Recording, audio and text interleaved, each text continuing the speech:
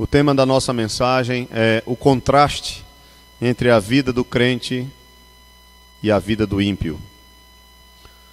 O contraste entre a vida do crente e a vida do ímpio.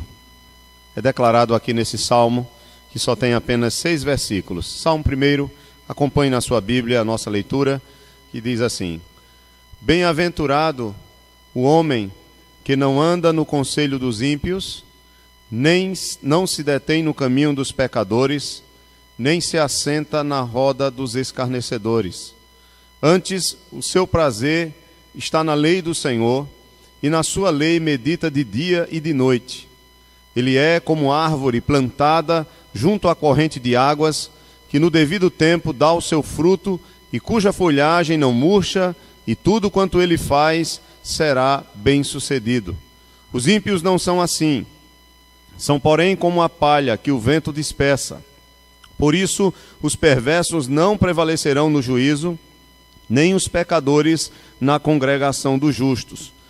Pois o Senhor conhece o caminho dos justos, mas o caminho dos ímpios perecerá. Amém. Deixe sua Bíblia aberta, vamos orar. Senhor nosso Deus, que a Tua palavra, ó Deus, alcance o nosso coração e que essa palavra que é viva possa nos transformar, ó Deus, para a Tua glória. Em nome de Jesus nós te pedimos e te agradecemos. Amém. Meus irmãos, nós sabemos que do Salmo 1 até o Salmo 41, esses salmos eles são considerados como salmos davídicos. Ou seja, o rei Davi ele é o autor de praticamente todos esses salmos. O Salmo 1, nós não temos a sua autoria. Vocês podem observar que no Salmo 1 não há uma declaração do seu autor. Alguns acham que por causa disso e por causa do seu conteúdo, de mostrar a diferença, ou seja, o contraste entre a vida do justo. O justo aqui é o crente, é aquele que está em aliança com Deus, é aquele que fundamenta a sua vida na vontade de Deus revelada, na palavra de Deus, na lei do Senhor. E do outro lado nós temos o ímpio, que é aquele que vive para si mesmo, que não teme a Deus, que não está nem aí para a vontade de Deus, mas vive apenas para satisfazer a sua própria vontade. Esse salmo, ele vai mostrar justamente esse contraste. O contraste entre o justo, que é o crente, e o ímpio. Primeiro, o salmista, do verso 1 e no verso 2, ele vai nos mostrar as práticas que evidenciam esse contraste. Então nós teremos, verso 1 e 2 desse salmo, as práticas que evidenciam esse contraste. No verso 3 e no verso 4, nós temos as figuras que evidenciam esse contraste. Nós vamos ter 2 figuras diferentes. O justo é como árvore plantada junto a correntes de água, e o ímpio é como palha.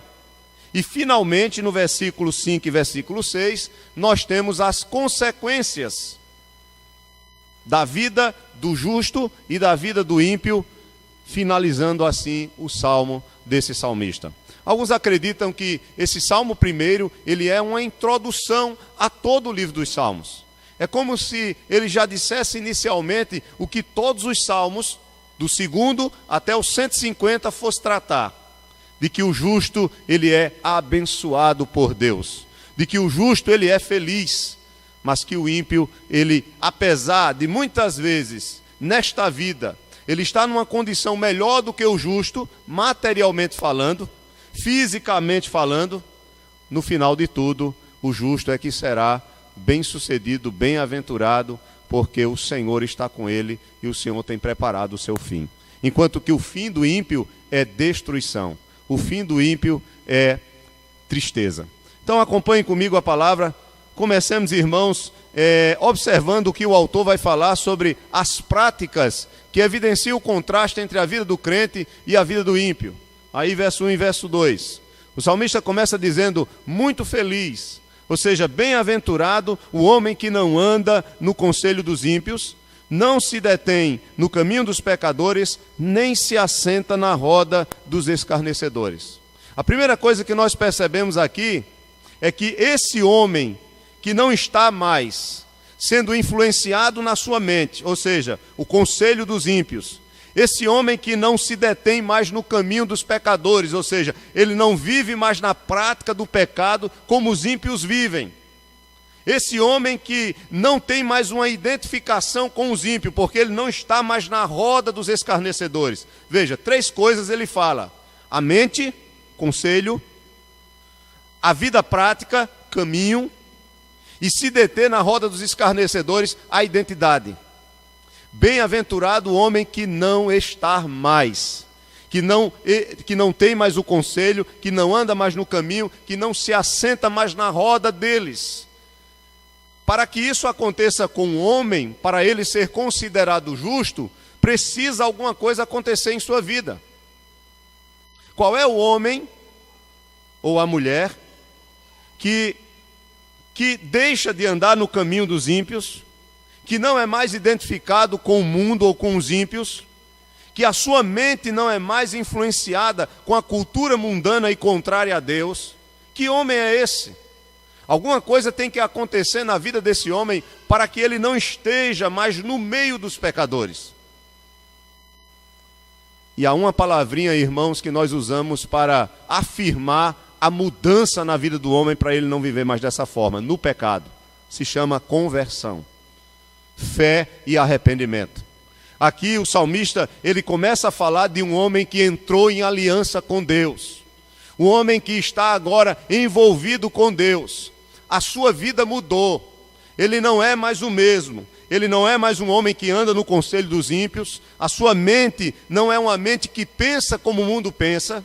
Ele não anda mais no caminho. A palavra caminho, ela indica conduta, prática, uma vida com todas as suas características. Ele não anda mais no caminho dos ímpios, dos zombadores, dos pecadores, nem se assenta na roda dos escarnecedores. Esse homem conheceu a Deus. Esse homem foi alcançado pela graça de Deus. Somente o homem, quando é alcançado pela graça de Deus, mediante o Evangelho, é que pode abandonar o pecado.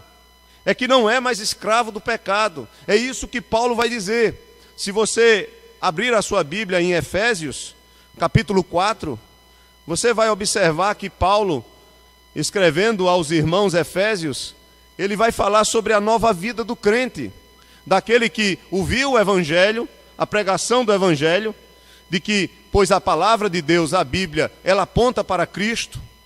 Cristo é a palavra encarnada. Toda a palavra de Deus conduz o homem a olhar para Cristo como seu Salvador, como aquele que morre em seu lugar, que assume a sua culpa. É isso que nós vamos celebrar nesta noite, participando da ceia do Senhor. E aqui Paulo mostrando que aqueles que conheceram a Cristo, suas vidas foram transformadas. Efésios 4, verso 17. Veja, ele diz: isto, portanto, digo, e no Senhor testifico, que não mais andeis como também andam os gentios, na vaidade dos seus próprios pensamentos, obscurecidos de entendimento, alheios à vida de Deus por causa da ignorância em que vivem pela dureza de seu coração, os quais, tendo se tornado insensíveis, se entregaram à dissolução para com avidez cometerem toda sorte de impureza. Veja o verso 20. Mas não foi assim que aprendestes a Cristo. Ou seja, vocês ouviram falar de Cristo, de que Cristo morreu pelos vossos pecados, de que Cristo derramou o seu sangue por vocês, de que Ele assumiu o pecado de vocês sendo santo, e paga legalmente por cada pecado, quer no pensamento, quer em palavras, quer em ações, não só no momento presente, mas todos os pecados da sua vida toda, e de todos aqueles que serão alcançados pela sua graça e que crerão na sua obra. Então Paulo, ele diz no verso 20, não foi assim que aprendestes a Cristo. Verso 21, se é que de fato o tendes ouvido e nele fostes instruídos, segundo é a verdade em Jesus.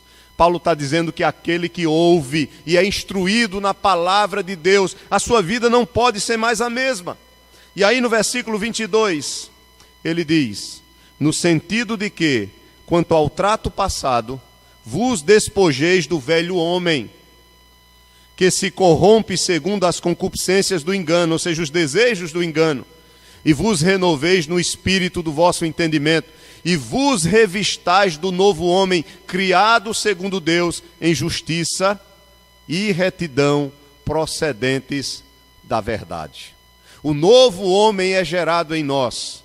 A partir do momento que nós conhecemos a Cristo, que nós conhecemos o Evangelho, que nós conhecemos a Deus, um novo homem passa a ser gerado pelo Espírito de Deus que vem habitar em nós. Volte aí algumas folhas para Efésios capítulo 2. Paulo fala que a nossa velha vida, ou a vida no pecado, é chamada de uma vida de morte. Nós, na verdade, estávamos apenas existindo, mas não tínhamos vida, éramos mortos. Paulo diz aqui no capítulo 2, verso 1, ele vos deu vida, estando vós mortos nos vossos delitos e pecados, nos quais andastes outrora, segundo o curso deste mundo, segundo o príncipe da potestade do ar, do espírito que atua nos filhos da desobediência, entre os quais também todos nós andamos outrora, segundo as inclinações da nossa carne, fazendo a vontade da carne e dos pensamentos, e éramos por natureza filhos da ira, como também os demais. Mas Deus, veja aí a conjunção adversativa, muda tudo. Enquanto nós estávamos mortos, vivendo no pecado, éramos filhos da ira, filhos da desobediência, mesmo assim, Deus, ele mudou todas as coisas. Diz aqui, mas Deus, sendo rico em misericórdia e por causa do grande amor, não foi por causa de nós, nem da nossa bondade, nem do que nós somos ou éramos, mas por causa do seu amor e da sua bondade com que nos amou. E estando nós mortos em nossos delitos e pecados, nos deu vida juntamente com Cristo. Nos deu vida juntamente com Cristo. Pela graça sois salvos. E juntamente com Ele nos ressuscitou e nos fez assentar nos lugares celestiais em Cristo Jesus. Paulo já fala da salvação de modo completo, para mostrar nos séculos vindouros a suprema riqueza da sua graça em bondade para conosco em Cristo Jesus. Porque pela graça sois salvos, mediante a fé, isto não vem de vós, é dom de Deus, não de obras para que ninguém se glorie, pois somos feitura dele, criados em Cristo Jesus. Olha, mais uma vez, criados em Cristo Jesus para boas obras, as quais Deus de antemão preparou para que andássemos nela. Então o crente, o que o salmista vai dizer aqui, é que há um contraste muito grande entre a vida do homem que conheceu a Deus, que conheceu a Cristo. Evidentemente eu já estou trazendo para o Novo Testamento, embora ele ainda não tivesse o Novo Testamento, Cristo ainda não tinha vindo quando esse salmo foi escrito, mas já havia a promessa de um Salvador, de um Messias, daquele que esmagaria a cabeça da serpente. Já havia uma promessa de que Israel iria ser bênção para todas as nações. E Paulo, escrevendo aos Gálatas, ele vai dizer que isso acontece na pessoa de Jesus Cristo. Então já havia promessa. O salmista sabia, já conhecia a lei, já conhecia a revelação que Deus tinha dado na história de seus pais, de seus antepassados, a libertação do povo de Israel do Egito, a lei, a santidade de Deus e a sua vontade revelada lá no Decálogo, ou seja, nos 10 mandamentos, e não somente no Decálogo, mas em toda a revelação que vem, tanto dada diretamente por Deus ou através dos seus profetas, como também aquilo que estava escrito e estava diante do povo, sendo ensinado ao povo pelos sacerdotes e pelos levitas. O povo conhecia, e esse salmista ele entendia, e ele dizia, olha, aquele que está em aliança com Deus, que tem um pacto com Deus, ele não pode mais viver sendo influenciado pelo pecado, sendo conduzido e vivendo no pecado, e sendo identificado como pecador praticante, inveterado. Ele é diferente, ele não faz mais isso, ele é um homem agora transformado pelo poder da graça de Deus em sua vida. É isso que Paulo está dizendo aqui aos Efésios. E é isso que o salmista diz, ele, bem-aventurado, muito feliz, o homem que não faz mais isso. Ele não anda mais no conselho dos ímpios. Sabe, vocês sabem muito bem o que significa o conselho dos ímpios. Nós sabemos o que é isso. Você enfrenta isso todos os dias no seu trabalho, ou na sua escola, ou no meio das pessoas em que você está. As pessoas que não conhecem a Deus, os seus conselhos, os seus pensamentos, as suas ideias são contrárias à vontade de Deus. E a conduta dos ímpios, vivem apenas para si mesmos. Os zombadores, quem são os zombadores? Quem são os escarnecedores? são aqueles que são arrogantes, que se acham melhor do que as outras pessoas e escarnecem delas. Todo zombador é um arrogante. Todo zombador ele se sente maior do que aquele de quem ele zomba. Todo zombador, ele tenta de alguma forma se sentir superior ao outro por aquilo que ele faz, menosprezando, criticando ou zombando do outro.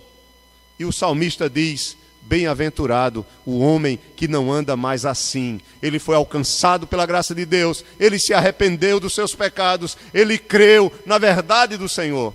Somente um homem que crê em Cristo e que se arrepende dos seus pecados, que é alcançado pela graça de Deus, ele passa por essa transformação. Não há mais um padrão de pensamento que é o conselho dos ímpios. Não há mais, irmãos, um padrão de comportamento que é o caminho dos pecadores. Não há mais também um padrão de identificação que é se assentar na roda dos escarnecedores. Mesmo que seja um paralelismo, expressa essa verdade. Segunda coisa, verso 2. Veja, nós estamos falando aqui das práticas que são contrárias. Do oposto em que há, do contraste em que há entre a prática do ímpio e a prática do justo, do crente. Enquanto o crente não está no meio deles, eles continuam nessas práticas. Agora observe o versículo 2.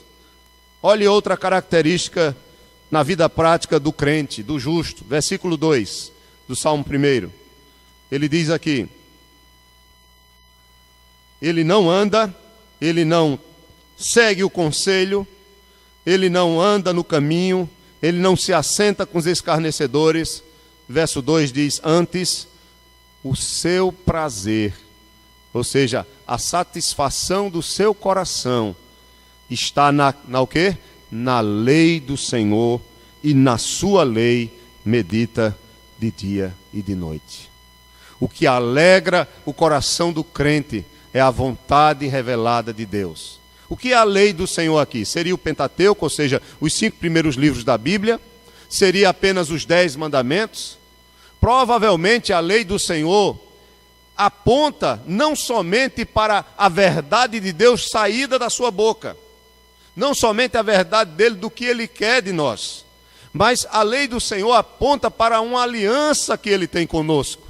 Veja, a ceia do Senhor. Nós estamos aqui para celebrar a ceia do Senhor, que nos conduz a olhar para a aliança que Deus fez conosco, a nova aliança, por meio do sangue de Cristo. Nós temos uma aliança com Cristo.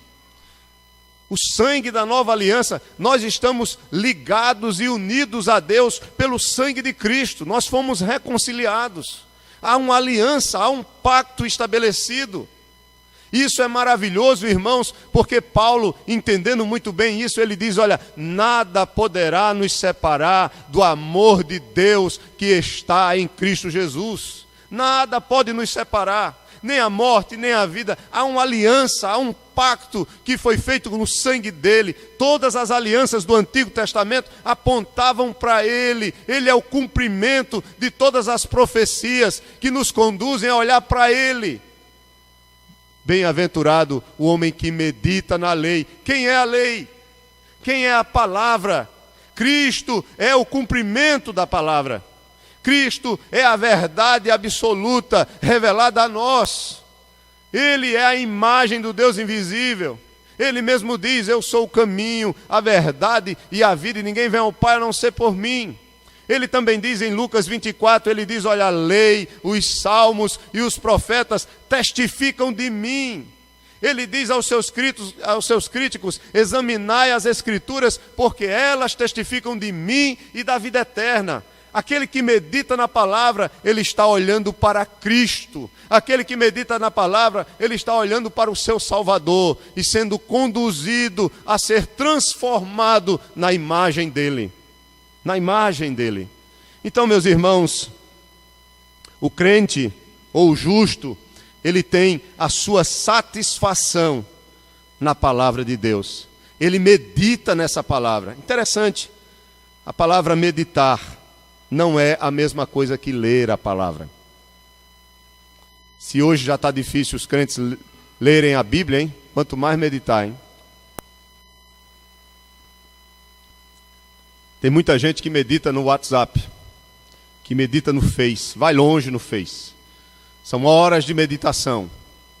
Que medita na vida das outras pessoas, ao observar o que as pessoas estão falando, se curtiram sua foto, se não curtiram, se está, se não está lhe seguindo, se você tem X número de seguidores no Instagram, enfim. Há tantas preocupações e coisas que são fúteis, em que as pessoas desse mundo que nós vivemos estão envolvidas. Mas esse texto diz que aquele que se arrependeu dos seus pecados, aquele que foi alcançado pela graça de Deus, que não está mais sendo conduzido pelo caminho pecador, ele tem seu prazer, sua satisfação em se alimentar da palavra, em avaliar a sua vida e comparar a sua vida com a vontade de Deus, para ver se aquilo que Deus fala na sua palavra realmente está existindo na sua vida. Thomas Watson, puritano, um dos maiores teólogos puritanos, dentre os puritanos, ele disse o seguinte: meditação na palavra é a mistura da Escritura. Leitura traz a verdade para a nossa cabeça, a meditação traz essa verdade para o nosso coração. O que é que ele quer dizer com isso?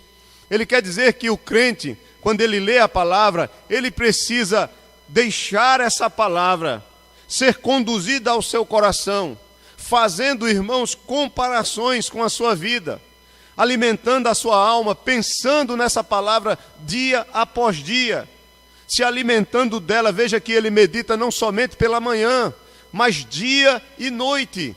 Essa é a vida do homem transformado pela graça de Deus. O seu prazer está nas coisas de Deus, em ouvir Deus falar ao seu coração. O seu prazer está em fazer a vontade de Deus. O seu prazer está em realmente ser parecido com Cristo, ter Cristo sendo formado nele pela palavra. Cristo não vai ser formado em você e em mim, em nós, se nós não meditarmos na palavra do Senhor. Conheça a palavra, se alimente dela, deixe a palavra saturar a sua vida, sua mente e seu coração. Porque quando você for pecar, ou quando você tiver que tomar uma atitude, o Espírito Santo vai te conduzir àquilo que você conhece. Se você não conhece a Bíblia, ele não vai lhe dar discernimento, porque você não tem como. Você precisa se encher da palavra. Paulo, escrevendo aos Colossenses, no capítulo 3, verso 16, ele diz que a palavra de Deus habite ricamente em vosso coração. Nós precisamos, irmãos, eu preciso me alimentar dessa palavra. Como eu preciso me alimentar dessa palavra.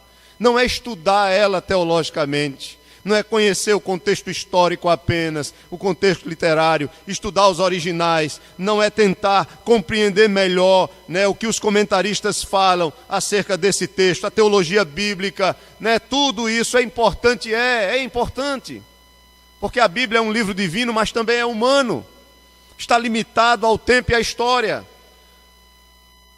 mas é você devocionalmente ler essa palavra, entendendo que Deus estará falando ao seu coração, orando a Ele ao mesmo tempo, pedindo: Senhor, me ajude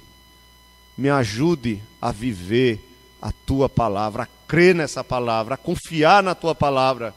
Diante das tribulações, é a palavra dEle que vai nos confortar. Diante do medo, das angústias, das dificuldades que nós passamos, é a palavra dEle que vai nos alimentar. Diante da dúvida acerca do que vai ser o futuro, acerca da minha vida após a morte, acerca da partida dos entes queridos, é a palavra dEle que vai me ensinar. Nos momentos finais da nossa vida, irmãos, nós vamos recorrer a quem? Nos momentos finais da nossa vida, nós não vamos estar preocupados com quanto nós temos no banco, com as contas que nós temos a pagar. No final da nossa vida, nós queremos ter a certeza se Cristo estará com os braços abertos para nos receber, porque a sua palavra, Ele diz, na sua palavra Ele diz: vou preparar-vos lugar, para que onde eu esteja, estejais vós também comigo. Eu vos receberei para mim mesmo. João capítulo 14, verso 1. Credes em Deus, credes também em mim, na casa de meu Pai há muitas moradas. Eu tenho essa certeza por causa da palavra. Então, estão observando o contraste? Enquanto o ímpio, ele é um zombador, ele é um pecador, ele é uma pessoa que vive num caminho contrário a Deus. O justo, ele tem uma vida de arrependimento. Ele não vive mais a vida que vivia, mas a sua vida agora é um deleite na palavra, na vontade de Deus revelada ao seu coração. Segunda coisa nesse salmo está no versículo 3 e 4. São as figuras que o salmista vai usar para comparar a vida do justo, o contraste entre a vida do crente, do justo, e a vida do ímpio. Estamos lendo o Salmo 1, versículo 3 e versículo 4. Observe aí comigo, por favor. Diz aí a palavra do Senhor: Ele é como árvore plantada junto à corrente de águas, que no devido tempo dá o seu fruto e cuja folhagem não murcha. E tudo quanto ele faz será o quê? Bem sucedido. E os ímpios? Olha o contraste. Os ímpios não são assim. São, porém, como a palha que o vento dispersa. Paremos aqui. São duas figuras que o autor desse salmo vai tirar da vida arbórea, né? Das árvores. Ele vai fazer uma comparação muito simples, mas porém com uma verdade muito profunda para nós. A primeira coisa é que ele afirma que o crente ou o justo que medita na lei do Senhor e que não está mais vivendo no pecado, ele é como uma árvore plantada a ribeiros. Irmãos, junto a ribeiros de água. Para nós, talvez, isso não signifique muito, pelo fato que chove muito no nosso país. A nossa natureza é muito rica de água. Mas para o povo da Palestina, onde a maior parte é deserto, onde a escassez de água é um absurdo, para eles, vocês sabem muito bem, uma árvore perto de um ribeiro é uma imagem completamente contrastante com o que ele enxerga ao seu redor. Diante de toda aquela sequidão, ele consegue enxergar e ver uma belíssima árvore com folhas verdes, onde ele pode usufruir do seu fruto e descansar debaixo da sua sombra. Outra coisa é que uma árvore junto a ribeiro, as suas raízes com certeza são muito mais profundas e muito mais firmes. Aquela árvore, ela é alimentada constantemente, ela nunca seca. O texto é muito claro, irmãos, diz que o crente é como essa árvore, que dá seu fruto no tempo certo. Observe aí, olha, ele é como árvore plantada junto à corrente de águas, que no devido tempo dá o seu fruto. Esse crente sempre está frutificando. O devido tempo é o tempo de Deus, né? É o calendário do Senhor. Ele está sempre frutificando. Essa palavra desse salmista nos faz lembrar também uma comparação que Jesus faz consigo mesmo e com os crentes. João capítulo 15. Vá lá em João capítulo 15, por favor. Deixe marcado aí no Salmo 1. João capítulo 15. E observe, leia comigo, por favor.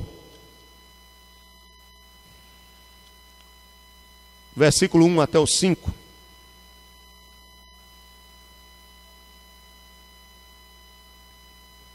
João capítulo 15, verso 1 ao 5. Jesus diz: Eu sou a videira verdadeira, e meu Pai é o agricultor. Todo ramo que, estando em mim, não der fruto, ele o corta. E todo que dá fruto, limpa, para que produza mais fruto ainda. Vós já estáis limpos pela palavra. Mais uma vez a questão da palavra, a questão da árvore que dá fruto. Estão percebendo? Vós estáis limpos pela palavra que vos tenho falado. Permanecei em mim, e eu permanecerei em vós. Como não pode o ramo produzir fruto de si mesmo, se não permanecer na videira, assim nem vós o podeis dar, se não permanecerdes em mim. Verso 5, olha o contraste agora. Eu sou a videira, vós os ramos, quem permanece em mim, e eu nele, esse dá muito fruto, porque sem mim nada podeis fazer. Verso 6, se alguém não permanecer em mim, será lançado fora à semelhança do ramo. e secará, virará palha. E o apanham, lançam no fogo e o queimam. Perceberam, mais uma vez, o ramo que está em Cristo e frutifica, e o ramo que está em Cristo, apenas aparentemente, religiosamente, não pode dar fruto nenhum. Esse ramo é palha, ou se tornará palha no dia do juízo. Cristo é a videira, Cristo é a palavra, Cristo é a vida. As figuras que são usadas pelo salmista em relação ao justo e ao ímpio, ele vai dizer o justo que medita na lei, que abandonou o pecado, ele está sendo fundamentado junto a águas, a raízes, ele está seguro, ele tem vida, ele frutifica, ele é sempre verde. Até porque, quando ele não está bem, o Senhor começa a lhe podar. O Senhor vai tratando na sua vida, por meio das dificuldades, por meio das lutas. Mas o salmista, volte para o Salmo aí primeiro, tem uma palavrinha interessante no final, quando ele diz aqui do versículo 3, cuja folhagem não murcha, tudo quanto ele faz é bem sucedido. O que é que isso quer dizer? Quando ele diz aqui, tudo que ele faz é bem sucedido, a ideia, irmãos, é de que Deus vai realizar o plano que está estabelecido na vida dele para a sua glória, como a própria salvação, a eleição. Ele vai fazer com que essa obra alcance a sua meta. Tudo quanto ele faz é bem sucedido, não é por causa dele, é por causa do fato dele estar meditando na lei do Senhor, dia e noite. É pelo fato dele ter abandonado o pecado. Então Deus vai fazer com que as obras de suas mãos alcance o fim que está determinado, a meta. É isso que ele diz a Josué. Josué capítulo 1, versículo 8. Se você não quiser abrir, é um texto bem conhecido, eu leio para você. Deixe marcado aí o Salmo 1. Josué capítulo 1, verso 8. É interessante. A mesma palavra, ele diz aqui, olha, não cesses de falar deste livro da lei, antes medita nele dia e noite, para que tenhas cuidado de fazer segundo tudo quanto nele está escrito. Então farás o quê? Prosperar o teu caminho e serás bem sucedido. No sentido de glorificar a Deus, de cumprir os propósitos de Deus, mas ele deveria meditar na lei do Senhor, viver a lei do Senhor, ter sua vida fundamentada na vontade de Deus, na palavra de Deus. Meus irmãos, nós precisamos da graça do Senhor sobre nós. Nós gastamos tempo assistindo filme, nós gastamos tempo no nosso celular, nós gastamos tempo jogando conversa fora, mas nós precisamos usar o nosso tempo para a glória de Deus, nos alimentarmos de sua palavra. John Piper, ele diz que no dia do juízo final, as pessoas não poderão dizer a Deus que não tiveram tempo para orar, nem para conhecer a palavra dele, porque seus Facebooks e seus WhatsApps estarão abertos diante deles naquele dia. O que ele quer dizer é o seguinte, é que nós usamos tempo para tanta coisa, que não há justificativa. Eu estou usando o exemplo de agora, no passado eram outras coisas. Não achem que os crentes nunca tiveram coisas para tirar a sua atenção daquilo que é realmente necessário para as suas vidas, em relação à vida com Deus. Entretenimento sempre houve na vida do homem. Só que hoje nós temos demais, irmãos. E nós precisamos do Senhor. Deus está falando conosco a cada culto, nos chamando para Ele. Cada culto Ele está chamando, e nós precisamos dizer, Senhor, que essa palavra não fique apenas na minha mente, no sentido de eu saber, de eu conhecer, de eu me lembrar, mas que eu possa realmente me alimentar dessa palavra e ela transforme a minha vida. É isso que nós precisamos, que o Senhor faça isso em nós, faça isso em mim, faça isso em você, para a glória dEle. O ímpio é diferente. Enquanto o justo é uma árvore frutífera, verde, belíssima, rica, em toda a beleza que uma árvore deve ter, o ímpio é palha. Está aqui no versículo 4, do Salmo 1. Os ímpios não são assim, são, porém, como palha que o vento dispersa. E deixa eu dizer uma coisa a você. A palha na Bíblia, ela é sempre, a palha espalhada, é sempre usada como figura de destruição, de juízo de Deus. Sabiam disso? Não é à toa que o salmista compara a vida do ímpio a uma palha, que o vento lança para qualquer... Porque o vento faz, ele leva a palha para onde quer? Porque a palha não tem raiz. A palha ela não está fundamentada numa verdade. Aqui estamos falando de homens que não têm temor a Deus, que são ambiciosos, que buscam seus próprios interesses, que são soberbos, que são autoconfiantes. Enquanto o ímpio, ele é humilde, enquanto o justo, o crente, ele é humilde, ele é quebrantado. Enquanto o crente, ele vai meditar na lei do Senhor, porque ele precisa se alimentar da palavra dele, ele precisa da ajuda de Deus, da graça de Deus. Ele se afasta do caminho do ímpio. O ímpio não. Ele zomba, ele escarnece, ele continua no seu pecado. Não é assim o mundo? Nós estamos aqui nos alimentando da palavra, querendo encher o nosso coração de Deus, da presença de Deus, mas aí fora, irmãos, as pessoas não estão nem aí para a palavra do Senhor. Muitos estão agora em campos de futebol, chamando palavrão com seu time, com o juiz, com o adversário. Outros estão enchendo a cara de bebida, outros estão se prostituindo, outros estão tramando o mal contra o outro. A quem nós vamos assaltar, a quem nós vamos matar, de quem nós vamos nos vingar hoje. É assim o mundo que nós vivemos. Mas nós estamos aqui, o contraste é muito grande. O justo, ele é como árvore plantada junto a correntes de água. Ele dá seu fruto no tempo certo, porque Deus está com ele. Deus o faz frutificar, Deus o faz prosperar, no sentido de que ele alcança a sua meta para a glória de Deus, dentro dos planos de Deus, da concorrência divina, da providência divina. Mas o ímpio não, ele é como palha. Abra a sua Bíblia, eu quero abrir só um texto.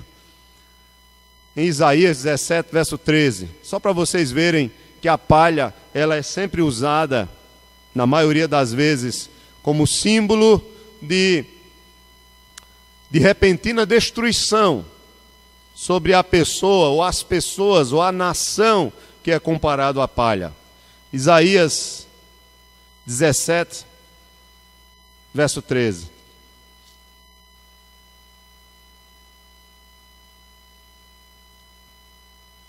Isaías 17, 13 diz assim: rugirão as nações como rugem as muitas águas, mas Deus as repreenderá e fugirão para longe. Serão afugentadas como a palha dos montes diante do vento e como pó levado pelo tufão. Vá para Oséias 13, lá na frente, depois de Daniel. Você passa a Isaías, passa os profetas maiores, aí vem Oséias, primeiro do livro dos profetas menores. Oséias 13, 3.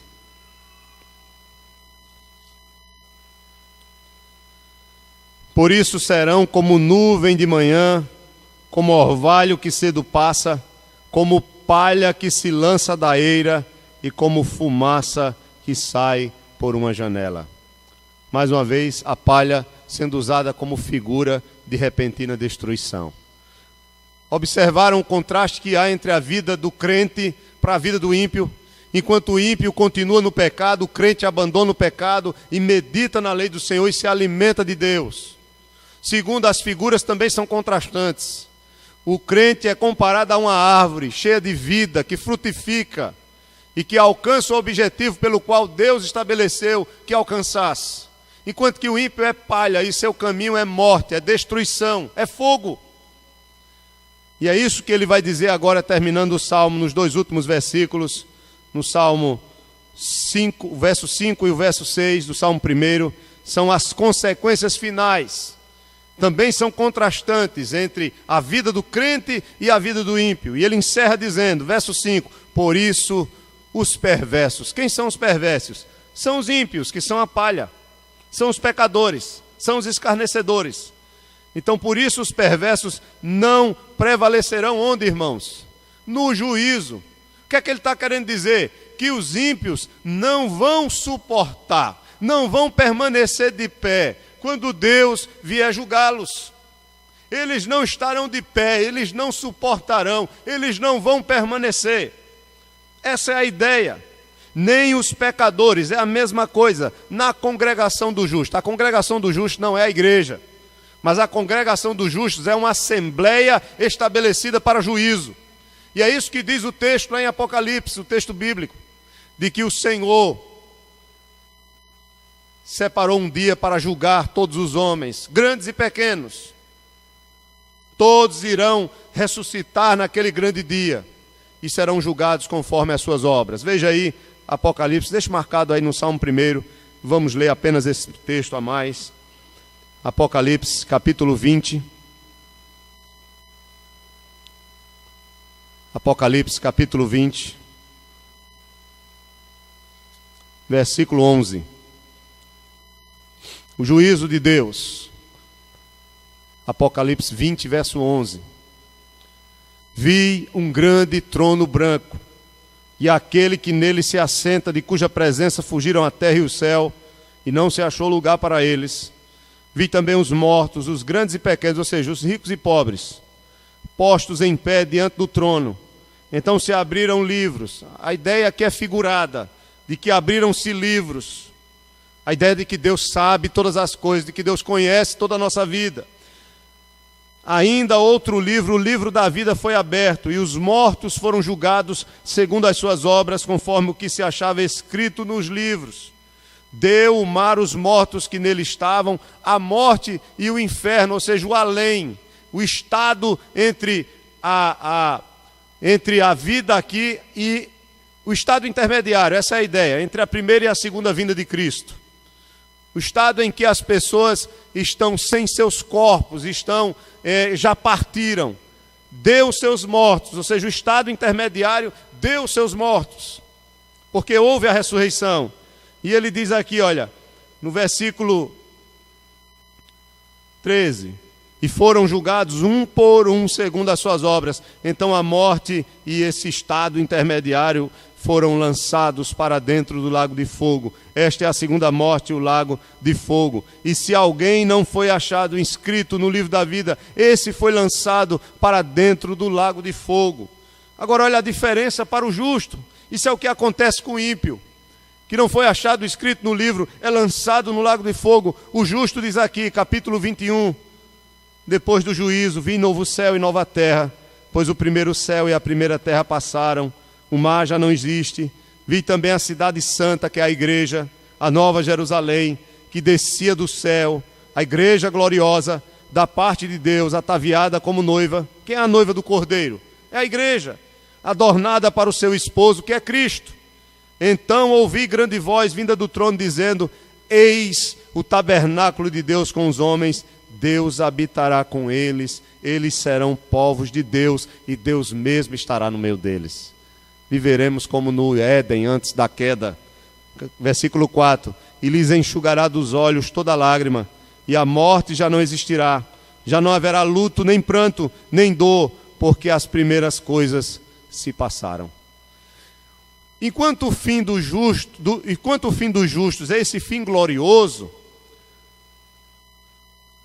porque ele é como árvore frutífera, porque ele medita na lei, porque ele arrependeu-se dos seus pecados, foi alcançado pela graça de Deus, os ímpios são como palha que o fogo vai consumir.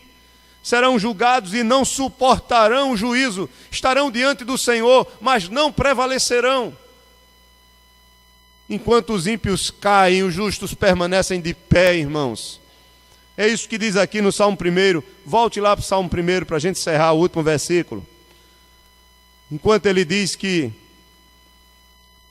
no julgamento dos ímpios eles não prevalecem no juízo, no verso 6 diz: pois o Senhor conhece o caminho dos justos, mas o caminho dos ímpios perecerá. Mais uma vez, enquanto o caminho dos ímpios perece, o Senhor conhece o caminho dos justos. Há um contraste muito grande aqui. A palavra conhecer, eu estava examinando, de que no hebraico, essa palavra conhecer implica também no fato de Deus não somente saber, mas no fato dele participar da vida, dele se envolver, dele estar junto. Conhecer aqui, Deus conhece os justos, traz a ideia de que Deus está em comunhão com o justo e que Deus está com ele. É a mesma ideia de que Cristo diz: eu sou a videira, vocês são os ramos. Aquele que está ligado em mim, ele vai ter vida também, ele vai dar fruto. Há uma unidade, há uma comunhão. Não foi isso que Cristo disse? Aquele que crê em mim, eu e o meu Pai viremos e faremos nele o quê? Morada. Não é isso que acontece com a descida do Espírito Santo? Não é isso que Paulo diz, que nós fomos selados pelo Espírito de Deus? Nós fomos selados pelo Espírito de Deus, Deus habita em nós, Deus está em nós, Deus está andando conosco, nos conduzindo. Então Ele conhece você, Ele conhece a mim, Ele não conhece o ímpio, Ele não tem comunhão com o ímpio.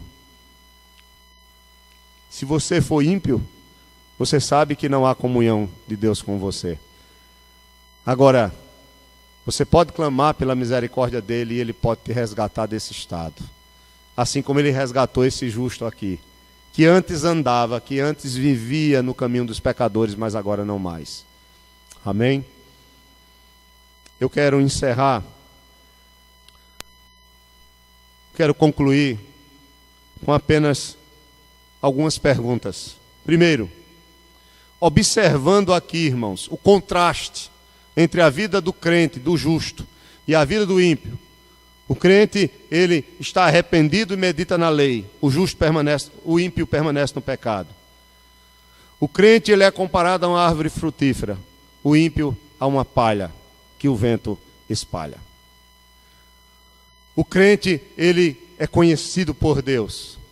E ele estará de pé no juízo de Deus. Porque Cristo é o seu advogado e estará ao seu lado.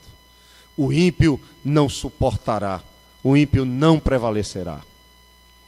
Primeira pergunta: observando as práticas que evidenciam a vida tanto do crente quanto do ímpio, com quem eu mais me assemelho na conduta da minha vida? Examine a sua vida nesta noite. Com quem eu me assemelho olhando para esse salmo? Segunda pergunta: o que tenho pensado acerca do amanhã? Tenho entendido que ser próspero como justo e vitorioso, especialmente para os crentes agora, isso deve ser analisado do fim para o começo ou do fim para...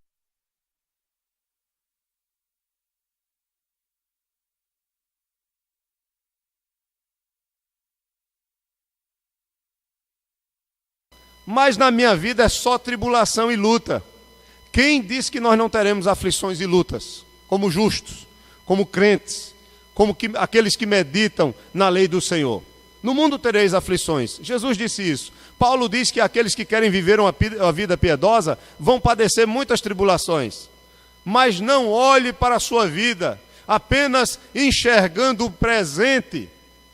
Nós não conseguimos olhar o futuro da nossa vida no seu sentido pleno, mas pelas promessas de Deus, nós podemos ir lá para a frente, olhar para a nossa glória, para a nossa salvação em Cristo e ver que valeu a pena todo o sofrimento.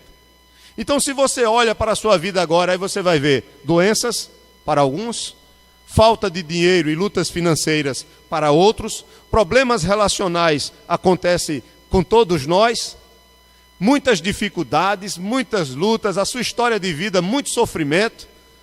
Mas olhe para o que Deus tem preparado para nós. Olhe para a salvação eterna, para a vida eterna no Senhor. Analise sua vida considerando ela como toda. E não somente sendo um existencialista que olha apenas para o hoje, para o que você vive. Por isso que Paulo diz que as tribulações desse tempo presente, elas são leves, elas são momentâneas, quando comparadas com a glória que há de ser revelada, o peso de glória que nós teremos para toda a eternidade.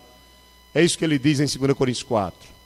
Então, eu encerro com a última pergunta. Se não ando ou se não andamos conforme o justo aqui, e o fim, já que se eu não ando como o justo, eu sou ímpio, eu sou palha. E o fim para mim, se eu continuar nessa condição, é a destruição, é a punição eterna, o que é que eu devo fazer? Eu não posso deixar de dizer a você o que você deve fazer. Certa vez um homem fez a mesma pergunta a Paulo: o que farei para ser salvo? Paulo disse: crê no Senhor Jesus Cristo, será salvo tu. E com essa mesma fé que tu tens, se tua família ter, parafraseando aqui, também será salvo. Creia em Jesus Cristo, porque Ele derramou o seu sangue por nós. Ele é o Salvador. Como é que você sai dessa vida? Clame a Ele, queira conhecê-lo, busque-o, para que Ele lhe resgate, gere arrependimento no seu coração e fé, e lhe tire dessa vida e lhe dê a salvação. Em nome de Jesus, que Deus nos abençoe. Amém.